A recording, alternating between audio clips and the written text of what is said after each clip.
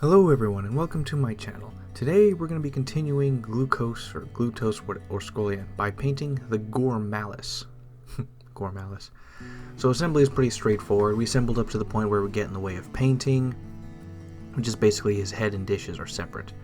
And then we prime the model with Bright Touch Gray Car Primer. Now with Cadian Flesh Tone, Guilliman Flesh, and Kislev Flesh, we're going to paint the skin. I'm going to start off with a base layer of Cadian Flesh Tone. Then once that dries, we're going to apply Guilliman Flesh all over. And then once that dries, usually with the help of a hairdryer, we're going to overbrush against the grain to make sure it doesn't fall into the recesses with Cadian Flesh Tone. And then we will do a final light dry brush with Kislev Flesh on the most raised areas. Now the reason why I'm doing the flesh first is because I plan to do a lot of overbrushing and dry brushing essentially onto the model. And that's pretty messy. And so I wanted to do that first so that it's okay if it spills over into other areas. So we're focusing on the flesh first simply because of that.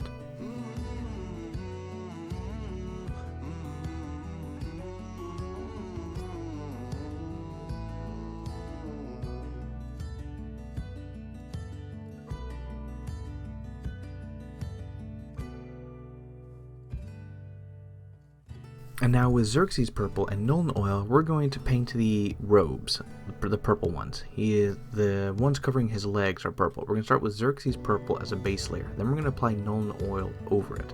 And then after that dries, we're going to paint straight lines through the robe, except in the most darkest recesses to apply, like some light colored.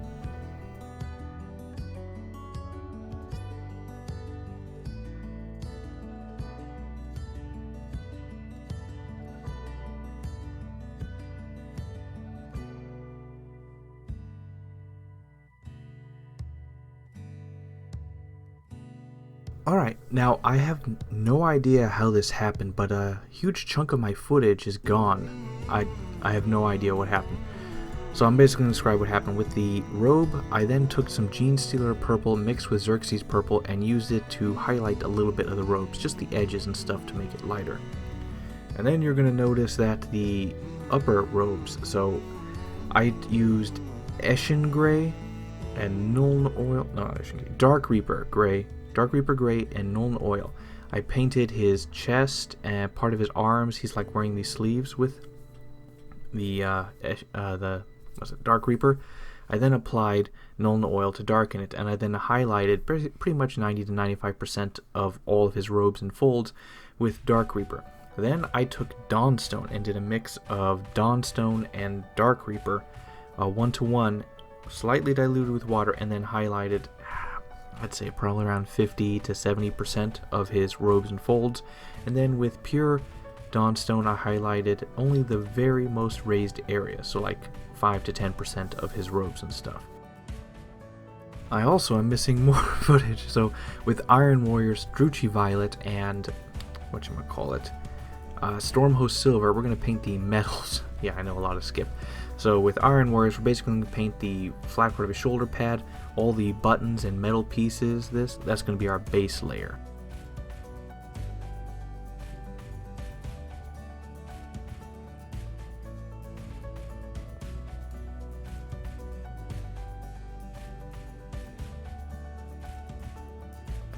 And then once that's done, we're going to take the Druchii Violet and apply it straight onto the shoulder pad. Now we're going to take some Nuln Oil. So the silver platter he already has the Iron Warriors on it. We're going to use this and we're going to apply it all over the platters basically, and the round thing that goes on top of the platter.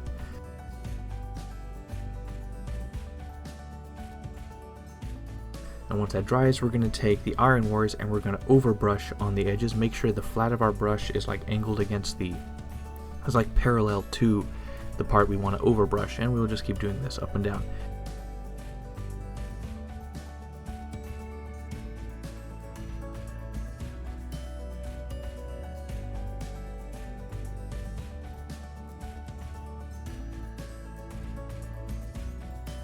And then once that's done, we're going to take Stormhost Silver and do the same thing all over. This will apply a very nice effect. It'll look like it's been hammered, like a little hammering onto it, and we'll pick out the details. And moving on, with Liberator Gold and Stormhost Silver, what I'm going to do is I'm going to apply this all over the other metallics. And one thing to note is that the, his little Slaanesh symbol on there, what you want to do is you want to get a little bit of paint on your brush, and then you want to put it onto a paper towel, and it's going to drain out all the excess. And then in order to get it right without spilling over, you're going to do tap, tap, tap, tap, tap, tiny little taps to the tips up to the symbol, and that should be able to get it without spilling over. Now I went and did the helmet, but like there needs to be shading, so I took Brass Scorpion and applied it all over the helmet to get like in there. And then I overbrushed Liberator Gold side to side, making sure the side of the brush was parallel with the thing, with the specific piece of the model I was painting. And then like you can see the depth and shadow because of it now. And now with Stormhost Silver, we're going to overbrush again onto the giant flat pieces of his armor. It's going to lightly change the tone there, and on the edges of his shoulder pad and knee pad. And then we're going to go back with pure Stormhost Silver on a brush, and we're just going to paint straight lines onto all the hard edges.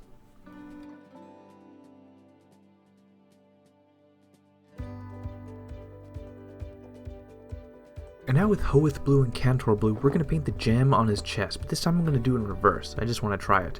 So we're going to start off with the most light color first, Hoeth Blue, and we're going to paint the entire gem this. Then we're going to do a 1 part Cantor to 2 parts Hoeth, and we're going to paint the middle bottom of the gem, like basically painting an egg shape, an oval egg shape, with the bottom having the larger side. And then we're going to do 1-to-1 with Hoeth and Cantor, and we're going to paint like a smaller egg towards the bottom. And then on the very bottom we're going to paint pure Cantor Blue, just like tap tap tap.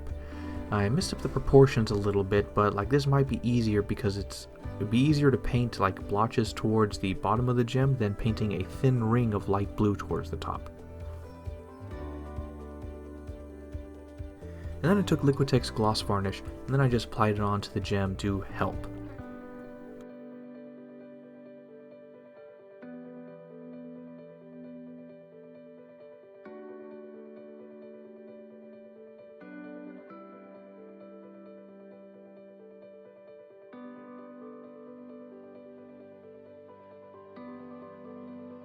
And now with Pallid Witchflesh, Beeltan Green, and Agrax Earthshade, I'm going to paint whatever that is he's serving. So with Pallid Witchflesh, we're going to start off as a base for the tentacle and the skull.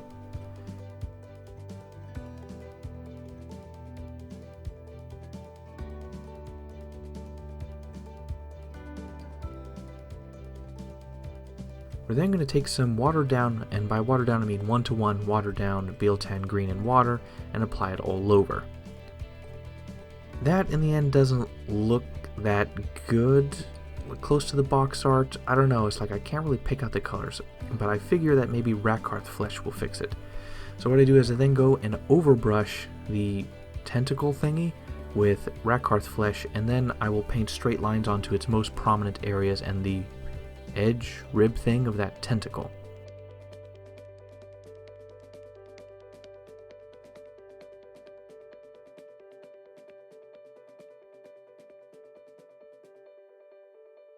I then take watered down Beeltan Green again and then apply it over the tentacle again.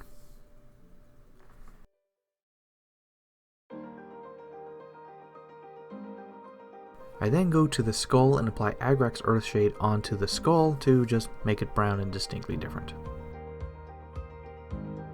I then go back with Rakarth Flesh in pure form, and then I paint its ridges, edges, and stuff like that just to make that stand out more.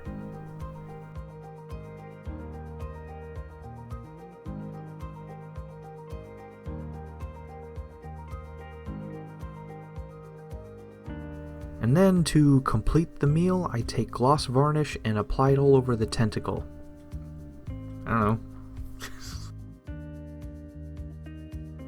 Alright, this one was quick, simple, and easy, and yet it still took me longer than I expected. It's honestly mostly this stupid camera. Like, people may have noticed that my quality has gone up, but so basically I switched from an Android to an Apple, and Apple is really hard to work with.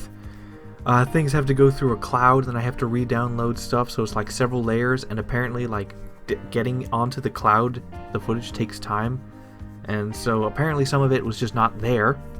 I have no idea how that happened. Please, I hope that doesn't happen again when I make the chariot. Alright, anyway, onto this model. Honestly, I feel like the whole model kit, the entirety, is like a necklace with gems, and he's just a part of it. He doesn't have to be super great or super bad.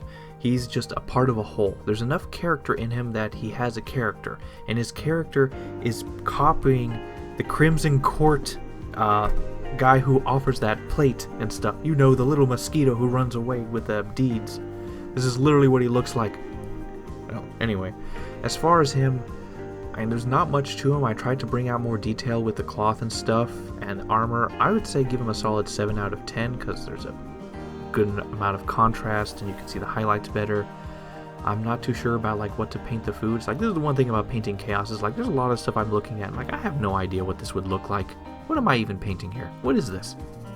Well, anyway, a 7 out of 10. I'm going to try to up the quality of my painting for the next one because I'm going to paint the fat guy next, and then I'm going to move on to the chariot. So that's going to come out relatively soon. I'm going to try to take my time with him, but if the camera works better, it'll be out sooner. So like the video if you like the video, comment if you want to comment, nitpick anything, or say anything, and I'll see you again very soon. Bye.